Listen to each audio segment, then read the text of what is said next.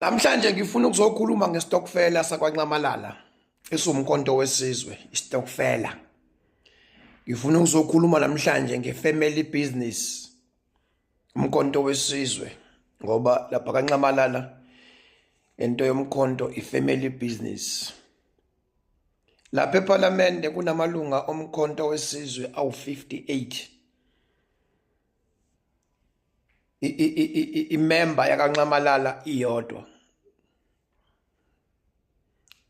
Munye kuphela 58 lo, munye umuntu wakaNcamalala. Kuphinde futhi kube khona ama-member awu-38 asePhalamende aKwaZulu Natal. Nakhona futhi lapho ayikho neyodwa ingane yakaNcamalala. Kunamalunga awu-58 ePhalamende, yinye ingane yakaNcamalala kwisitokfela sikaNcamalala, kwi-business family yakaNcamalala, umkhonto wesizwe.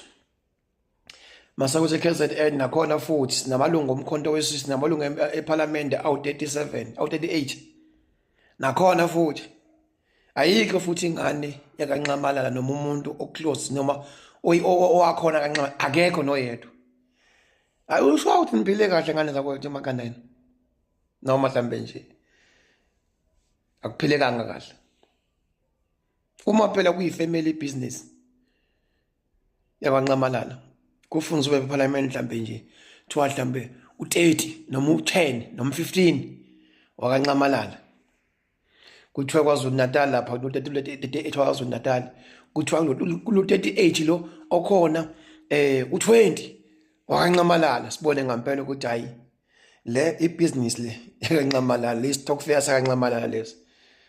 Niyabona kodwa ukuthi ngiyawahubhuza amanga. Niyabona kodwa ukuthi niyayikhuluma izinto ezingayenzi ingqondo. Niyabona kodwa